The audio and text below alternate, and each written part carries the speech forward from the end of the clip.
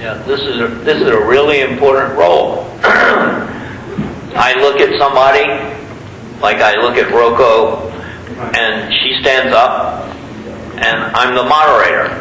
And I've done my role. So, Professor Koike, would you start us with your observations and comments? And then we will go around to the people who have participated, and hopefully you will share your observations, and if you have suggestions for us, we would welcome them.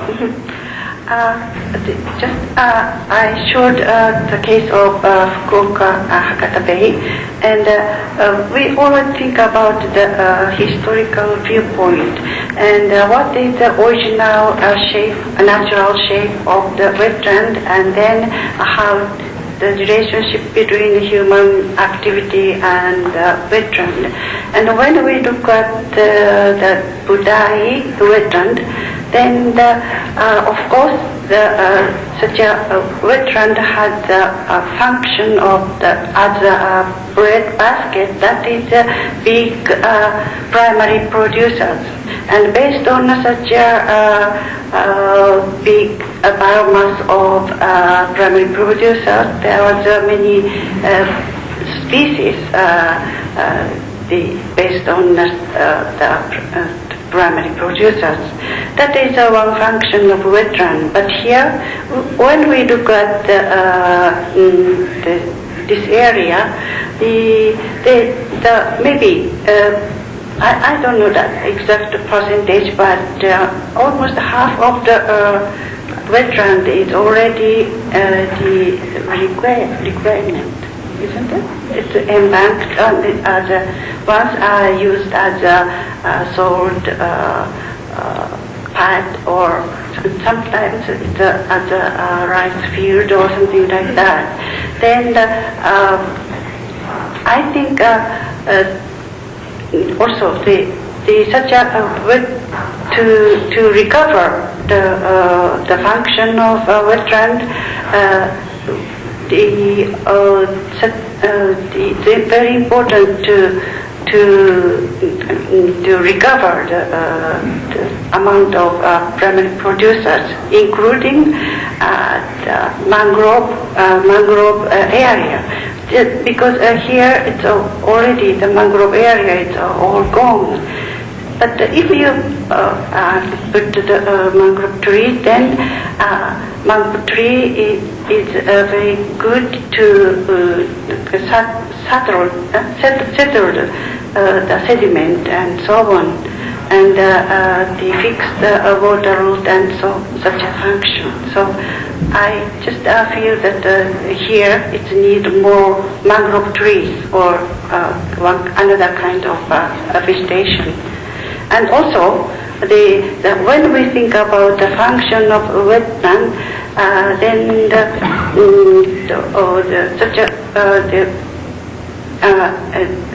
polluted water or other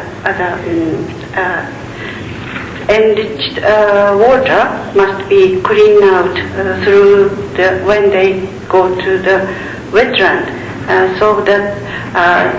But when we see this, it's just sometimes it's fixed as a channel and so on, so that this function is already does not work so well. So that I think to keep original or to keep the eco to restore the wetland is also very important to keep environment of this area. And in future, if someone visits this area, and if whether they feel it's a very beautiful land, or if it's the very both and already no nature, it's depend on how much clean they have clean water and so on. Yeah. And also, another thing, another function of wetland is they have as like a control point of the water mass. And when you think about the flood or something, then the wetland is always is a control point. We call the control point or control system. And if it's more water, then it's flooded, but it's also absorbed in the huge area. But it's also the very important function. So anyway, that this area must have to make such a controlled area for the flood and so on. When you think about the plan of or zoning of the wetland.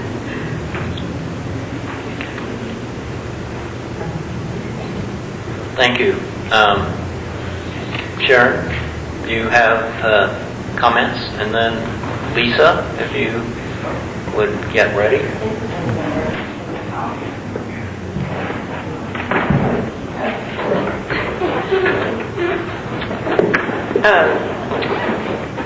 I've been so impressed the whole time I've been here with everything that I've seen. I really think that from an environmental education perspective and a cultural education perspective, what you have already going on is excellent and very exciting to see. When we were on the tours, the Budai salt field and the Shinsen school with the telescopes already happening, and the visitor center that we visited, all the visitor centers we went to, and the lagoon, all have wonderful, very different types of programs going. And I think when you knit them all together, it's quite a nice, comprehensive program. And I don't know what you have in the way of materials that tie this together, so maybe you already have these things, but if you don't, perhaps it would be good to have like a regularly scheduled bus tour system for tourists to be able to access the resources you're putting in different places, and perhaps written materials for the region as a whole, rather than when you go to each center you pick up their material, but maybe there's a guidebook that contains all of the things that tourists would want to see, or a digital guidebook on a website that's in the languages of the visitors that you're trying to attract, local and from farther away. And I don't know already, it sounds like there are some programs for schools to be visiting some of these resources already during their school day as field trips, but more of that probably would be also a useful thing to have. And ways to bring these ideas to children at their school, whether it's reflecting local culture in the design of the schoolyard and in the local environment, reflecting the local environment and the design of the schoolyard too, in a microcosm, finding ways to bring wetland ecosystem creatures into children's playtime and study time on the school grounds so that they grow up surrounded by it. But overall, really excellent work happening here already. It's wonderful to see. Are you ready? Yeah. I'm sort of a generalist, so I'm going to step back and then go into detail. What I kept hearing over the last 2 days is how can we build on the uniqueness of the site and the area. And the thoughts I had coming in here from somebody who's never seen this place before was definitely the black-faced spoonbill, building the ecosystem around it. And I kept hearing about the water systems, the subsidence, the salt pans. So how can we take those pieces and make it a unique piece? The other piece that I saw was how can we listen to and build with the community that's here? And I think those are the key pieces to making a really unique place here. At the center of that, from the last talk today, was the Budai area. And within that, my interest is, from my perspective, is looking at the park and the school and the town, and how can we turn that area into a real center for eco-education that would be based around the idea of taking the salt flats that were talked about this morning and really making it a preserve so that the spoonbills have a really safe place where there's nobody encroaching on that space. Along with what was said in the last talk, he mentioned that there's too many artificial structures, and he was talking about sort of the ecosystems, but from coming here and going on the field trip and seeing things from the outside, I saw just a couple of buildings that were built recently that looked like they could have been built to last longer. It seems like there's things that start to get built and then don't get built, so it would be great if there's some thought that's put into the next steps before building happens, reflecting about how the buildings could be sustainable. Blending modern technology with Aboriginal knowledge. In my experience in California, looking at the Native Americans, they were sustainable before the word was ever defined. And the more sustainable they were, the more they thrived. And so I'm sure it's probably the same here. And if you look back at the Aboriginal cultures here, you're going to create some uniqueness about the site in a sustainable way that can be blended with the modern technology. And lastly, looking at the school and this park, if you move forward with that as a center, how can you pull together all the programs, the NGOs, the community, and partnership with maybe the school and the NSA working together? That's it.